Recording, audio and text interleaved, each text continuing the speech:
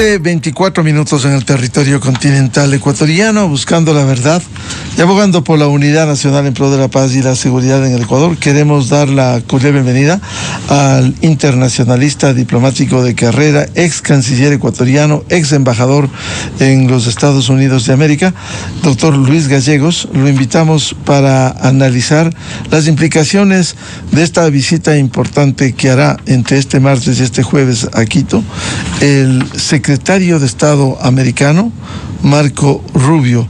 ¿Cuál debiera ser la expectativa, doctor Luis Gallegos, la expectativa para el Ecuador en el actual estado de cosas, cuando vivimos un conflicto armado interno, asediados por los grupos delincuenciales organizados y la necesidad de llegar a acuerdos incluso comerciales? Buen día, doctor Gallegos. Muy buenos días, Miguel. Muchísimas gracias por tu invitación.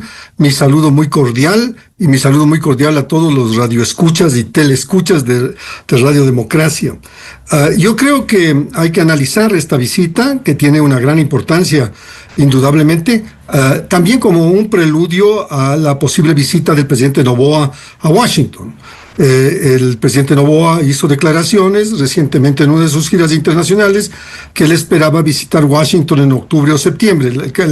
La calendarización de esa visita es importante en términos de una relación personal entre el presidente Noboa y el presidente Trump. No a todos los presidentes del mundo les ha ido muy bien con el presidente Trump. Espero que al presidente Noboa le vaya mucho mejor. Hay que también enmarcar esta pregunta, Miguel, en definir y conocer quién es Marco Rubio. Marco Rubio es de origen cubano, nacido en Estados Unidos. Es el primer hispano, de origen hispano, que llega a ser secretario de Estado. Es una designación extremadamente importante. Fue senador en el Congreso de la Florida y también en el Congreso Federal fue senador por el estado de la Florida. Actualmente ejerce las funciones de secretario de Estado. Fue aprobado por la gran mayoría de los representantes en el Senado, tanto demócratas como republicanos. Hay que anotar esto porque Marco Rubio se ha caracterizado por ser una persona que puede dialogar con ambos lados del espectro político americano. Fue candidato a la presidencia de los Estados Unidos justamente en las primarias con el presidente Trump. Ha tenido debates entre ambos candidatos y otros. Él en este momento es además responsable del Consejo Nacional de Seguridad de los Estados Unidos, de USAID, del Sistema de Cooperación Internacional, que fue eliminado por la administración Trump y que fue puesto en manos del secretario de Estado para poder avanzar. Ha dicho que estudiará caso por caso e inclusive le han asignado las funciones de director del Archivo Nacional. Por lo tanto, el señor Marco Rubio es una de las personas cuarto en escala de sucesión en Estados Unidos de una gran importancia. Es una persona que conoce muy bien América Latina, habla perfecto español, obviamente conoce nuestra idiosincrasia, conoce a muchísimos ecuatorianos durante su larga trayectoria, comprende muchos de los elementos de la realidad cambiante del mundo en términos no solamente ideológico-políticos, sino también comerciales y de violencia y seguridad. Yo diría que hay que enmarcar la agenda del señor Rubio en los temas centrales de lo que es nuestra relación con Estados Unidos. Esto es fundamentalmente el primero y más importante, seguridad, porque Estados Unidos no deja de ser el primer comprador de cocaína del mundo, aunque Europa lo ha sustituido y el Ecuador se ha convertido en el primer proveedor de cocaína de Europa. El Ecuador mantiene con Estados Unidos una serie de convenios de defensa que fueron suscritos en los últimos años, que tienen que ver con vigilancia aérea, vigilancia marítima, operaciones en tierra, tiene que ver con cooperación militar, lo que se conoce como los convenios SOFA. También ha tenido vinculación siempre a utilizar el aeropuerto de Guayaquil como base para el despliegue de los aviones de control del Pacífico, que es fundamentalmente el perímetro entre Ecuador, El Salvador y Aruba y Curazao al otro lado de Colombia. Por lo tanto, para controlar al mayor productor de cocaína del mundo, que es Colombia. El problema que nos enfrentamos en estos momentos es gravísimo por la situación interna del Ecuador, por la violencia generada que cada vez crece y no la logramos detener, pero fundamentalmente lo que tenemos es un incremento desde el 2019 que se producían 1.000 toneladas de cocaína entre Colombia, Perú y Bolivia, al 2023 que se producían 2.000 toneladas y hoy que se producen 3.600. En este momento, esas 3.600 toneladas interdictadas, un porcentaje que puede llegar a ser el 15 o 20%, es el problema central de la seguridad ecuatoriana. El problema de la seguridad ecuatoriana no es un problema nacional, no se lo puede solucionar solo con medidas internas, tiene que haber una gran coalición internacional entre aquellos consumidores y aquellos que son los productores, de los cuales el Ecuador no es el uno ni el otro. Indudablemente esto es uno de los problemas centrales que se tratará, espero, con la visita del señor presidente, del señor secretario de Estado, Marco Rubio. El segundo en importancia por su característica humana es migración. Los americanos están empeñados en deportar a todos las personas que no tengan documentación. Alrededor de 3 aviones semanales llegan a Guayaquil con deportados ecuatorianos. Esto seguramente continuará. Hay un gran número de ecuatorianos en las colonias nuestras en Estados Unidos. Calculamos alrededor de colonias que tengan un alto índice de no documentación, que serán deportados con afectación, no solamente en el término de remesas, que es lo que los economistas les encanta citar, sino también en lo humano, en sus familias, en la unidad familiar, en las deudas que dejan. Es un problema social extremadamente grave, porque en el Ecuador no han habido las condiciones necesarias y estas personas han migrado para buscar empleo en otras partes. Entre una de las iniciativas del gobierno americano ha sido el crear estos acuerdos con países para deportar a migrantes de terceros países. Estos han firmado convenios con El Salvador, con Ruanda, con Sudán del Sur, inclusive con Panamá, en donde les mandan deportados de otras latitudes para que ellos los tengan. Esto es un problema muy serio, porque si usted quiere, en mi experiencia por lo menos, deportar de Sri Lanka, detenidos en el Ecuador de Sri Lanka a Sri Lanka, es verdaderamente un problema serísimo el manejo de temas allende con países con los cuales no tenemos relación, con los cuales no tenemos ninguna vinculación. Es un tema muy, muy complejo de hacer. Y obviamente pues también hay una situación complicada en la migración de élite ecuatoriana que vive en Miami y en otras partes, en donde están viendo que se está cuestionando la ciudadanía de los niños ecuatorianos nacidos en Estados Unidos, se está cuestionando inclusive la residencia. Este es un proceso complejo que viene siendo una de las preocupaciones centrales. El tercero para mí en importancia es cooperación. Como dije antes, Estados Unidos eliminó USAID, con lo cual el Ecuador perdió alrededor de $50 millones de contribución americana. No sé si haya disposición del gobierno americano de volver a tener esos programas. No lo veo en carpeta con ningún país que se esté discutiendo esto. Ellos han afinado ciertos proyectos que les interesa con Egipto y con Israel, pero no veo un movimiento para reestructurar una agencia de las dimensiones de miles de millones de dólares que tenían en USAID. Más bien fue uno de los objetivos principales de Elon Musk al inicio del gobierno del presidente Trump. Tenemos adicionalmente a eso una serie de temas, entre ellos el comercial. Como usted sabe, el presidente Trump principió poniendo al Ecuador un arancel del 10%, luego lo subió al 15%, según algunas versiones, por la firma de la ruta de la franja y la ruta que el presidente Noboa firmó en Pekín. Pero nuestra relación también con China es muy fluida, ya que es el segundo socio y además uno de los financistas importantes que tenemos. Uno de los objetivos del secretario Marco Rubio es de disminuir la influencia de China o de lo que llaman potencias extracontinentales con los países de América Latina. En lo del comercio estamos esperando el fin de las negociaciones, que han sido conducidas bajo el principio de confidencialidad. Han firmado convenios de non-disclosure, que significa que no se puede conocer los detalles. Por lo tanto, estaremos a la expectativa de lo que ha negociado el gobierno en todos los sectores, cuáles son las concesiones, cuáles son los efectos de esa negociación. Han habido declaraciones por parte del ministro de Producción diciendo que algunos productos estrella del Ecuador se venderán en Estados Unidos con gravamen cero. Eso es muy importante, porque nosotros vendíamos los productos como camarón, banano, café, cacao con gravamen cero por el principio de nación más favorecida, que con esta nueva doctrina global del señor presidente Trump ha dado por terminado y ha puesto indudablemente a la OMC en una situación de catarsis. Yo creo que entre todos ellos hay un deseo del empresariado ecuatoriano de tener un tratado de libre comercio con Estados Unidos.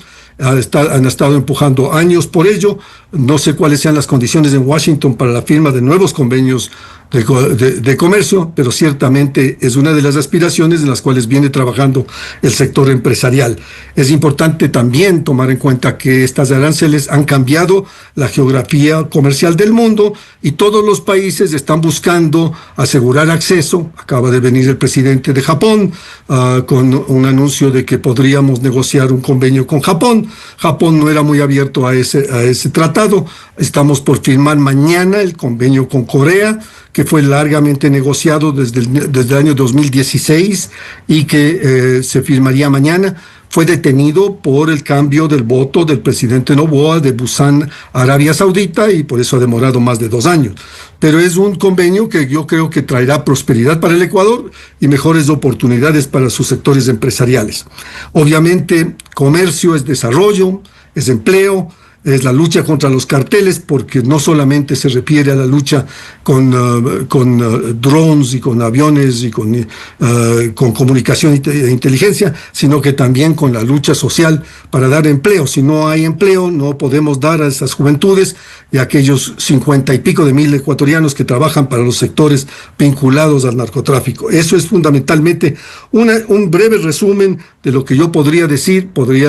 Sería la base contextual con la cual el Ecuador tiene que negociar. El Ecuador tiene 3 mecanismos para negociar con Estados Unidos ya establecidos.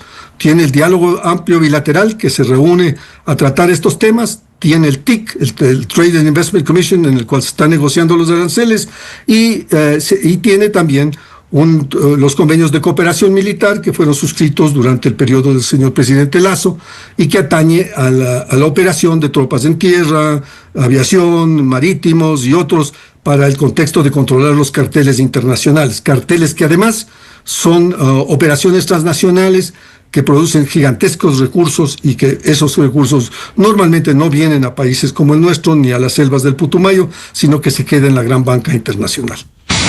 Doctor Luis Gallegos, el anuncio oficial de la visita daba cuenta del compromiso de Estados Unidos para contribuir en la protección de las fronteras, pero también neutralizar las amenazas narcoterroristas al Ecuador y garantizar la igualdad de condiciones para las empresas estadounidenses.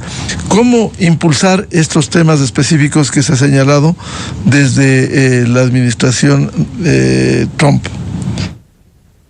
Bueno, voy a principiar por el final. En el informe del USTR, de la Oficina de Estados Unidos para Negociaciones Comerciales, se establecen varios elementos, alrededor de 16 de ellos, que eran los llamados irritantes en la relación económica con Estados Unidos. Esos irritantes van desde propiedad intelectual hasta el ISD.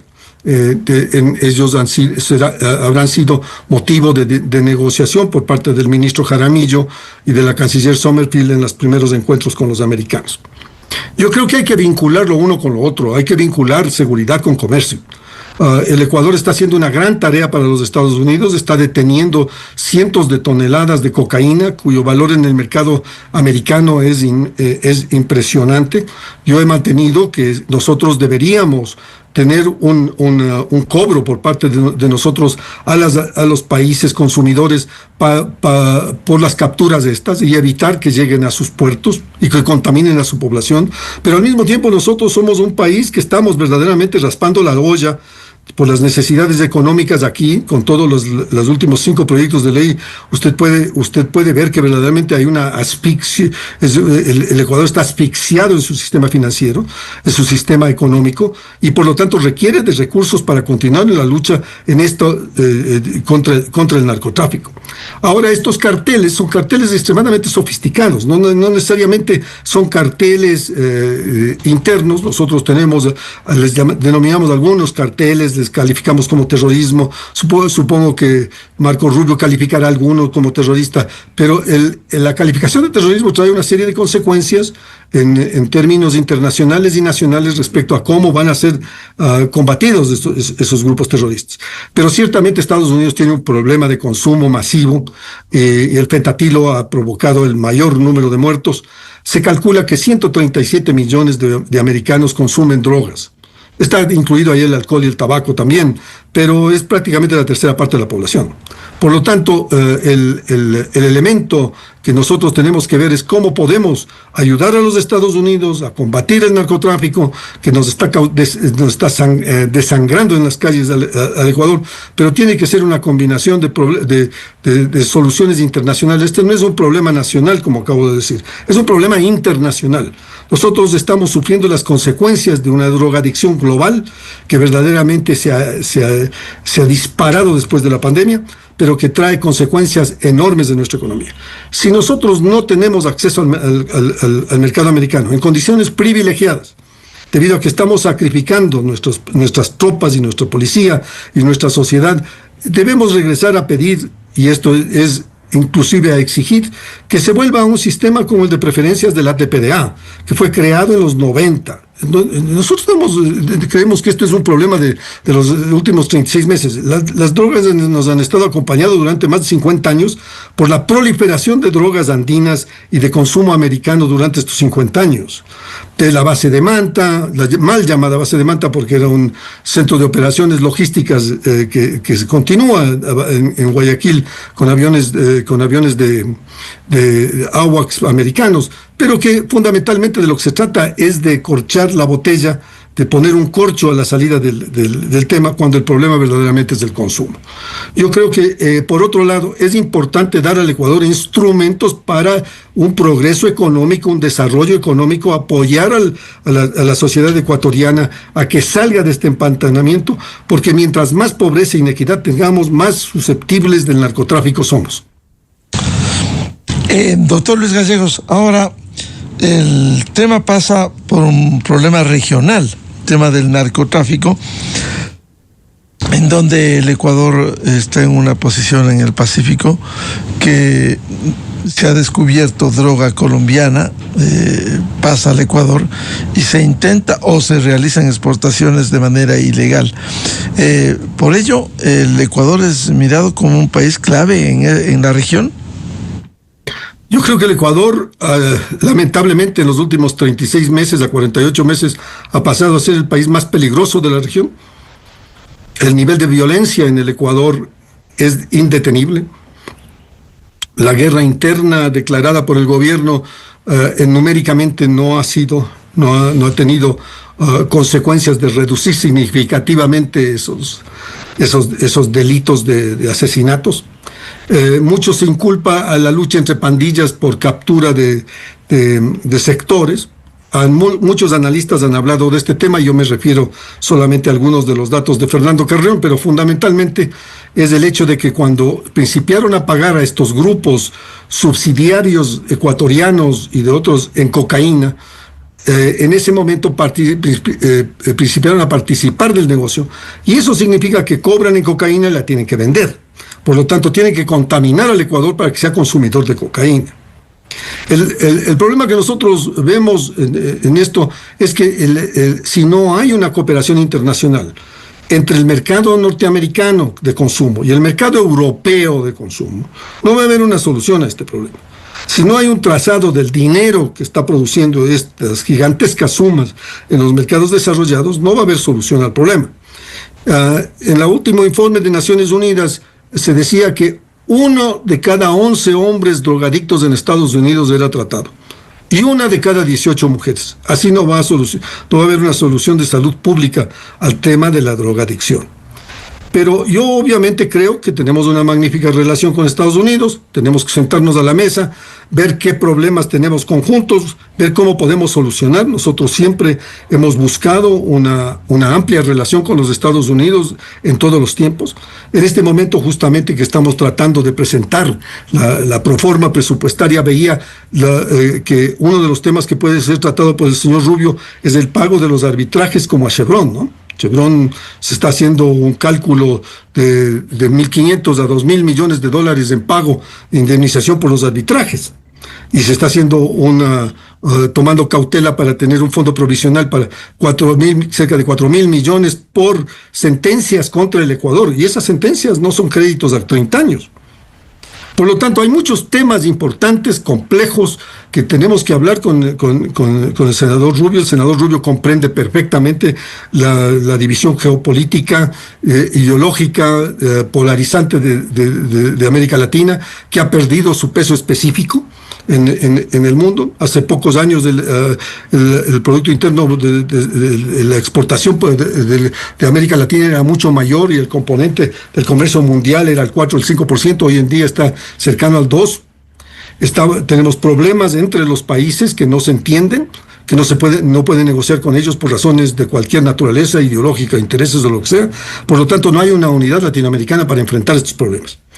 Yo creo que es claro que necesitamos hacer un gran esfuerzo de liderazgo internacional por parte del Ecuador si quiere solucionar estos problemas, de los cuales nosotros somos una víctima, del cual nuestro pueblo es una víctima. Bueno, la causa raíz de los problemas ecuatorianos es el narcotráfico y que tiene que ser acompañado de todos sus elementos. Si vamos a hablar de seguridad, de cooperación, de comercio exterior, tenemos que hablar del tema vinculado al tema del narcotráfico y cómo buscar como instrumentos para solucionar estos problemas. Yo creo que es importante que Estados Unidos comprenda esto y si se prepara una visita del señor presidente Noboa, tiene que haber una agenda de solicitar, como se solicitó en gobiernos anteriores, 5.000 millones de dólares, 4.000 millones de dólares para tener un tipo de plan Ecuador para poder confrontar esta grave amenaza a la soberanía nacional. Doctor Luis Gallegos, en medio de estas relaciones con Estados Unidos, también inciden temas de orden político. Si bien la justicia americana se maneja por su lado, hay de por medio esta semana que coincide en fechas con la visita del secretario de Estado Marco Rubio, con la instalación de la audiencia este miércoles por la formulación de cargos contra los presuntos autores intelectuales del asesinato de Fernando Villavicencio. Esto conecto con la situación del exministro de Gobierno, José Serrano, que está retenido en Miami por una infracción que se ha mencionado de tránsito, pero que espera la administración americana, espera que el Ecuador diga sí, hay estos cargos por este hecho. ¿Cómo puede ser un tema también de análisis? Bueno, yo creo que más del Departamento de Justicia. Yo no creo que el Departamento de Estado el Departamento de Estado es un coordinador de los temas de justicia que maneja el Departamento de Justicia. El Departamento de Estado es un coordinador de la relación con Ecuador en el tema comercio, pero el que maneja el tema comercio es el USTR y la Secretaría de Comercio. En el tema de seguridad se maneja no solamente con la Secretaría de Homeland Security, sino también con el Pentágono y otros elementos importantes de la administración americana, que es gigantesca. Yo creo que en el tema de justicia hay muchos temas hay muchos elementos que se deben tratar con los americanos. Obviamente uno de ellos es la aprobación de la extradición de Fito, por ejemplo, pero también el hecho de la devolución de quienes están sentenciados por casos ecuatorianos. No hay extradición por acusación. De lo que yo recuerdo, puede ser que esté equivocado, pero no lo creo así. El tema de extradición es sobre la base de una sentencia. Si hay una deportación, que es muy normal por irregularidad de documentos y lo demás, si han habido casos como el del cura Flores, en donde se le devolvió, pero por un aspecto de devolución a pedido del Ecuador. Yo creo que son temas múltiples, pero que indudablemente ponen a la justicia americana en el entorno de cuáles son las reales causas de esto en los juicios que se están llevando a cabo en Estados Unidos. El ejemplo más importante, creo yo, en los últimos tiempos es el caso de Carlos Pollitt. Yo creo que la sentencia de Carlos Pollitt es demostrativo de que los Estados Unidos tienen interés en que no convertirse en un refugio de la corrupción, como se lo ha tildado en muchas ocasiones, y a ver cómo puede colaborar con los países en donde hay causas legales, legítimas y centradas en leyes. Yo creo que puede ser indudablemente dentro de lo que maneja la embajada en Washington desde hace décadas, es el tema de la justicia y la vinculación con el Departamento de Justicia de Estados Unidos y la Corte Suprema de Justicia del Ecuador, la Corte Nacional ahora. Volviendo al tema comercial, ¿cuál debiera ser la expectativa del Ecuador? Ha sido complejo y casi descartado un acuerdo formal con Estados Unidos, pero sí las preferencias y la atención del gobierno americano a productos ecuatorianos. Estados Unidos tiene con nosotros una tradición de larga duración en términos de comercio. Recuerde que en los 70 nosotros fuimos sancionados, se nos quitó el sistema de preferencias por ser miembros de la OPEP. El Ecuador principiaba a exportar petróleo y consideró que la empresa estatal debería ser la responsable de la exportación petrolera, y nos unimos a la OPEP, y eso produjo la sanción de que no fuimos parte del sistema de preferencias global durante más de una década. Luego vino el ATPDA. Luego vino la negociación de esta Comisión de Comercio, que tiene las siglas de TIC. Han habido bastantes avances. El Tratado de Comercio se suspendió en la época del presidente Palacio por la caducidad de Occidental. Y hemos venido en una serie de eventos de contradicción legal con empresas como Chevron en arbitrajes que han traído consecuencias para los sistemas de comercio. El Ecuador siempre ha buscado tener una apertura y un acceso al mercado americano, y la tenía en un alto grado con el principio de la nación más favorecida, que le permitía al Ecuador vender los productos de estrella con 0 arancel. Esto el señor Trump acaba de descartar, y por lo tanto nosotros tenemos un arancel del 15%. El ministro de Producción, como reitero, ha dicho que habrán productos de estrella como el banano, el camarón, que sea el 0. Eso trae enormes consecuencias sociales y de beneficio del empleo, que creo que es muy meritorio, pero yo no veo en el panorama global de la arquitectura de aranceles americana el que haya una reducción significativa solo para Ecuador. Yo creo que los otros países, y estamos hablando de países que hoy reunidos en el foro de Shanghái estaban 3 países con aranceles sobre cerca del 50%, como la India o Brasil. Y verdaderamente el uso de aranceles está trayendo un efecto en una reconfiguración del mercado mundial y de la reconfiguración del mercado financiero y geopolítico global. Por lo tanto, navegar esta situación en el Ecuador requiere una política exterior sofisticada, inteligente, con experiencia, porque nuestro principal mercado puede ser Estados Unidos si uno le quita el petróleo, pero el segundo mercado es China, con lo cual Estados Unidos tiene una confrontación. El tercer mercado es Europa, con el cual Estados Unidos tiene un arancel del 15%, y el cuarto mercado es Rusia. El quinto mercado nos dividimos entre los otros países. Por lo tanto, nosotros tenemos que precautelar, defender, tener estrategias ofensivas y defensivas para nuestra producción, pero también para los ecuatorianos que viajan por el mundo, que son migrantes en una ola antimigratoria, no solo en Estados Unidos, sino en Europa y en otros países. Estamos frente a nuevos retos, lamentablemente con debilidad, porque los ecuatorianos no nos ponemos de acuerdo, no hay acuerdos mínimos de gobernanza en el Ecuador que permitan enfrentar los grandes problemas internacionales como el cambio climático, el problema del comercio internacional, en esta nueva geopolítica, en donde estamos sujetos a una barbarie de los carteles del narcotráfico y somos esclavos del consumo de narcóticos de otros. Yo creo que es importante tener una estrategia nacional para confrontar esto, que vemos secuencialmente en la televisión todos los días, en los tiempos estelares de la propaganda del gobierno, pero con estos golpes que tiene todo su mérito y que reconozco y aplaudo, no vamos a solucionar los problemas centrales, los problemas raíz de la política del Ecuador, la política exterior, la política internacional del Ecuador, para lo cual requerimos tener la cabeza fría y una mentalidad pragmática, pero al mismo tiempo centrada en nuestros valores como país, porque luego de todo esto el Ecuador continuará siendo un país viable, y para que sea mejor, para que sea un país que pueda permitir mejores días para nuestros hijos y nuestros nietos. Ahora, el secretario de Estado Marco Rubio viene al Ecuador luego de una visita a México. Esto pudiera estar conectado también en las relaciones que el Ecuador se han deteriorado sustancialmente en México por el tema público de Jorge Glass. Bueno, el secretario de Estado ya hizo una visita anterior a América Latina, visitó Panamá por el problema que tenía Panamá de que el presidente Trump decía que quería la devolución del canal de Panamá. Visitó El Salvador por el acuerdo que tienen respecto a migración y a la recepción de delincuentes americanos de origen de terceros países. Visitó Guatemala y República Dominicana.